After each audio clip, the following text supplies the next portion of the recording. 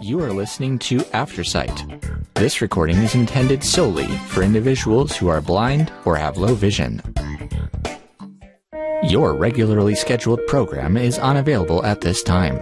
Please enjoy this special broadcast on Aftersight. Made possible through support from ARC Thrift Stores, Colorado Access, Colorado Cross Disability Coalition, Colorado Developmental Disabilities Council, Developmental Pathways, PASCO Personal Assistance Services of Colorado, and the Arc of Aurora. Think Change Talks. In the heart of the ongoing housing crisis, there exists a largely untold story, one that sheds light on the unique issues faced by individuals with developmental disabilities. Housing Challenges and People with Developmental Disabilities, a series of different perspectives.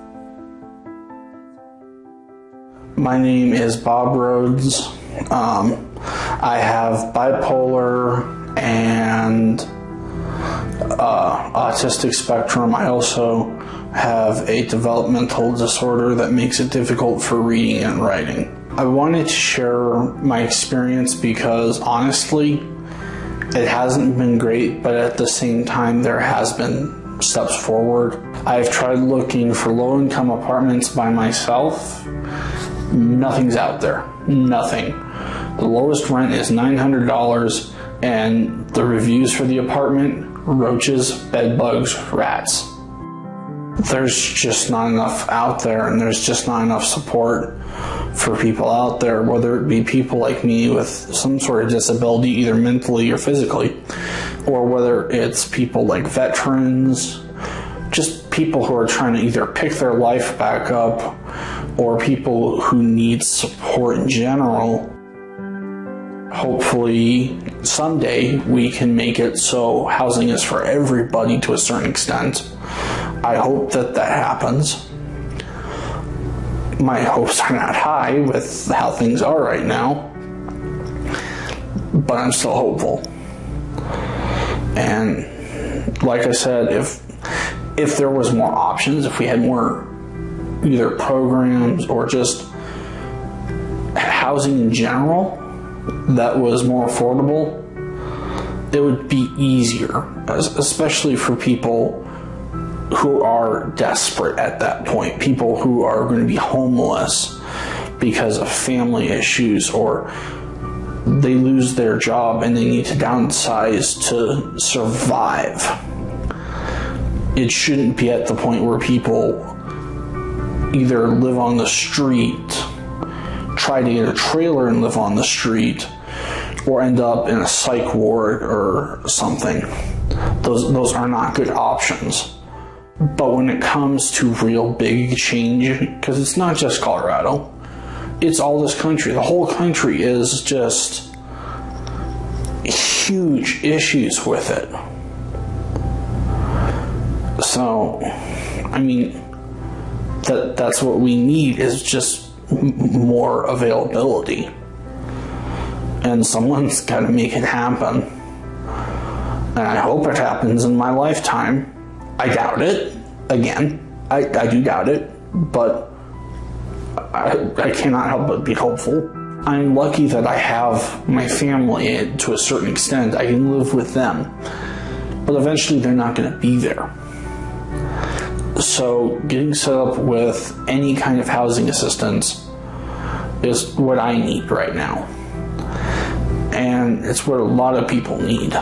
There's too many unknowns. And when there's too many unknowns, it affects psychological health.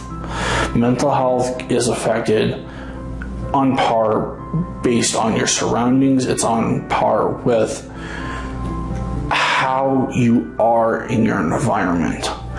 If you're already mentally disabled, and the more disabled that you are, the worse it'll be.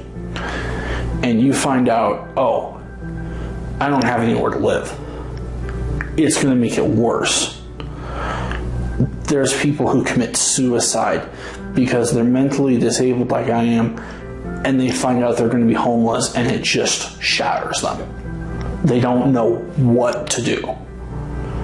and they go to that dark place, and then that dark place eats away at them until there's nothing left. I'm lucky I have my friends, I have my family, but there's people like me who don't have that. The best thing I can think of, at least right now, is if it's policymakers, community, vote. If they're not going to make a difference, vote them out of office. Another thing I would say is you're going to go through hell trying to get help. You're going to suffer a lot of hardship before you succeed. Don't give up. Keep pushing. And if you start to go into the dark place, do something to make yourself smile. Remind yourself that little bit things are not always that bad. I'm Courtney Tossian. I'm the Crisis Intervention Program Manager for the City of Aurora, which means I oversee all of our mental health crisis intervention teams. We pair mental health professionals with first responders to provide a trauma-informed response or approach to emergency services. In our crisis work, we're seeing people on their worst day, typically. Very rarely do we get to interact with someone who's having the best day of their life. Sometimes we do, but for the most part, it's really rough times, and we do see a very large population of developmentally disabled individuals who are either in a crisis state because of their inaccessibility to housing, or their current housing is not a good fit. There's a lot of frustration that builds up, this hopelessness that people kind of learn, and it really puts them in a bad spot, and we end up encountering them through emergency services because they're having that physical response and that visceral response to that. What we see a lot is when people end up in that space, whenever they're in a setting that's not the best for them, we see them run away. We see them get into very dangerous situations. Maybe there's someone who has higher accommodation and care needs that, you know, when they're out on their own without a caregiver, they're out on the street, they're opening themselves up to victimization. You know, all of this impacts their day-to-day, their quality of life. We had an individual that we worked with on our team who does have developmental disabilities. He has autism spectrum disorder, and one of the best humans, so intelligent, so much potential and just drive in his life. And he hit every single barrier you can imagine, right? He had wanted to find independence. He was mid-20s, and it was a point in his life where he had had enough accommodations. Again, those care needs were being met in a way that he could have been supported, or he could have been well supported in an independent living situation. And when he got to the process of trying to apply for affordable housing, because he was an individual who a regular work schedule just wasn't going to be really accessible or conducive for him. Like, it would have been very derailing. And it led to him being a really low-income applicant. And the problem was the ability to apply was difficult, even with having family members who were there to help support. Because obviously what we know, especially with autism, is a lot of times it is genetic. A lot of times there is this genetic component to it. So mom struggled. Mom was also a refugee and had come from another country where English was her second language. So we add that on top of the barriers that already exist for this individual. So we had encountered him because, again, that frustration that I talked about earlier just built and built and built, and he actually was expressing suicidal ideation because he felt so hopeless that I'm never going to get to be my own person. I'm never going to get to live independently like I see my friends doing, like I see people online doing. And he thankfully had a good support system online and friends there, but he's seeing all of these other people living these independent lives and wondering, why can't I do that? And it just continued for him, reinforcing, like, I have a disability and I'm not the same as other people, which is really upsetting for people. And of course we empower those with disabilities and say, like, here are your strengths, but we also can't ignore the barriers and the trauma and just the feelings that come with having to live with that every day. Just from the reports that we've received, you know, we have seen people who have gotten into affordable housing and then really struggled when they were there because the environment around them wasn't necessarily something that made them feel safe, or, you know, if there were certain things that they did to self-regulate, like going for walks or stimming or things like that, in their community it was seen as either threatening language or, you know, something that just wasn't really safe for that person. So all of these little intricacies that people don't normally think of just because, oh, well, it's just housing, get an apartment. It's like, it's not that easy. And it creates this ripple effect. And people get stuck being unhoused because more and more barriers keep building up and compounding. The barriers that they face outside of what the general public has to only makes it more difficult. And so people who are, you know, again, neurotypical and struggle with this process, it's only amplified and like exacerbated when you are someone who has a developmental disability and has all of these other challenges that you have to get around before the process, right? Because like you had said earlier, maybe I don't know how to read very well. Maybe I, you know, have slower processing speed. Maybe I'm getting overwhelmed with the process and it's causing meltdowns and I can't actually get through the form, right? So all of these things that the general population doesn't even really have to think twice about. Like programs like mine do run into individuals that are constantly hitting the barriers, especially around housing. I mean, with the state of the world right now and what housing looks like, I mean, it's hard for anyone, but the lack of safe and affordable housing is really, again, disproportionately affecting individuals with developmental disabilities. My name is Erica Voisin. I am the Communications and Outreach Manager for Disability Law Colorado. I've lived in Denver for about 10 years with my daughter Juniper, she's 9, and she has autism. So we've been in this world for a very, very long time. When I started at Disability Law Colorado, I was hired for a grant project around housing access in rural and frontier communities around Colorado. And really just to go and meet with people and figure out what those primary housing concerns and needs were specifically for people with disabilities. But what we were finding was that each community was very unique in its housing needs, but there were some pretty big, obvious similarities statewide that we were finding specifically with accessible housing. There's just not enough accessible housing, and what's there is often being used by people who really don't need it.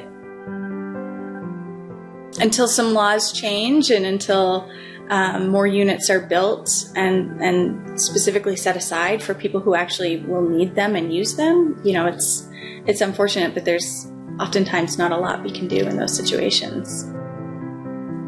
Low-income housing in general, the stock is low aside from the accessibility piece. And then when you're working with Section 8 vouchers or any kind of voucher system, you know, what I've heard from communities across the state is that those vouchers aren't even nearly close to covering a fair portion of the rent for people who are living well below the poverty line. And so even if housing is available, it might not still, with all of these supports, be affordable for people. You know, here in Denver, there's some well-intentioned policies around, you know, having so many units be accessible, but oftentimes contractors and developers will look at what essentially a fine, you know, they're just going to be fined a specific amount of money, and really when they weigh the difference between what they could make in rent off of that unit and what that fine is, it's basically just like a slap on the wrist, and it's really not doing much, we're finding right now.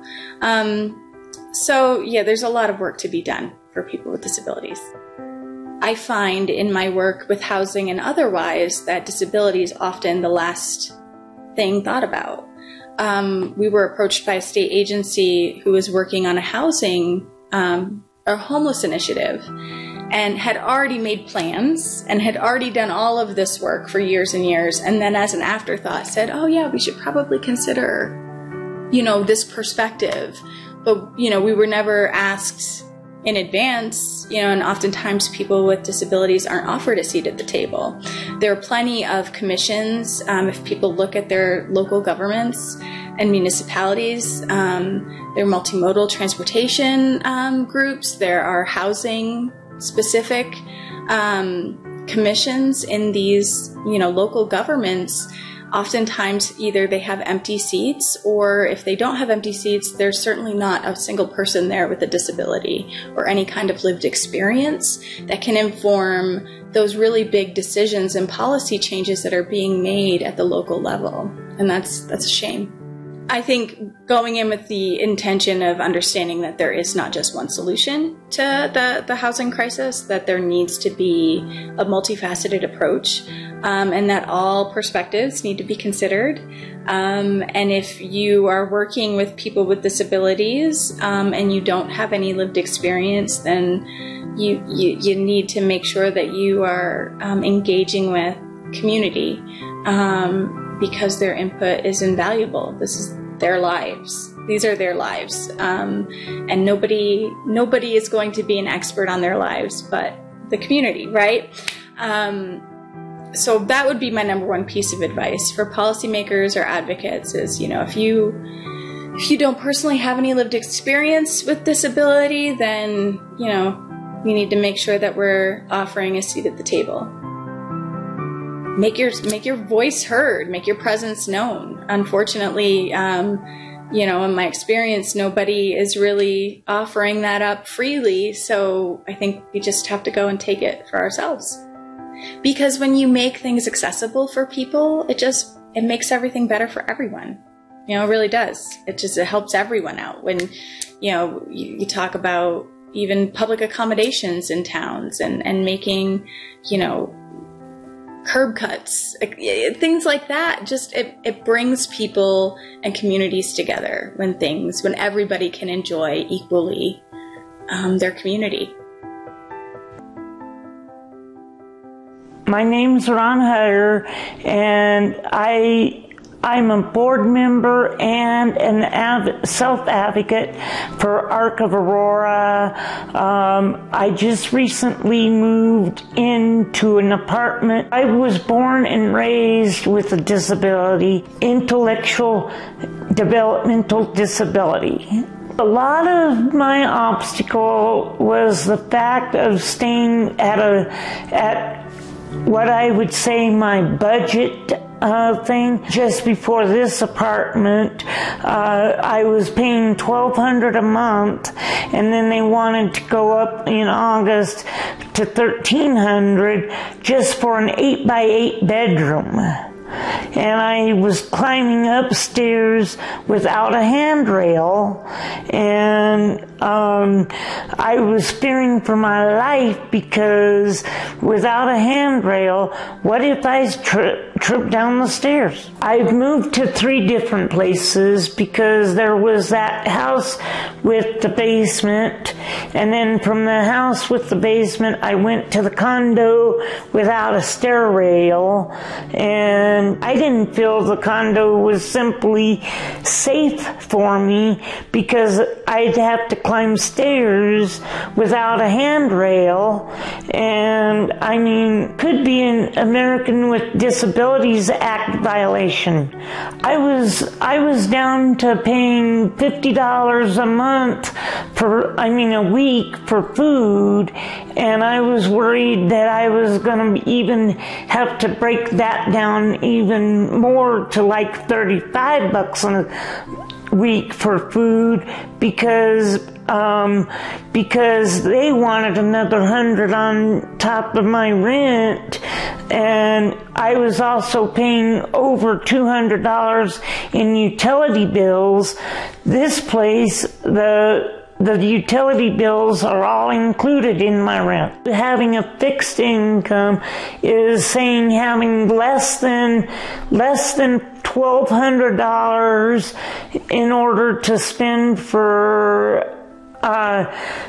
life things that you need, like food, and I couldn't even imagine going out to a movie because I didn't want to worry about, I didn't want to worry about taking money out of my expense account to make the money last. Since I moved in here, it's been great because I have built a savings account back up, but literally drained that account when I was living at the other place.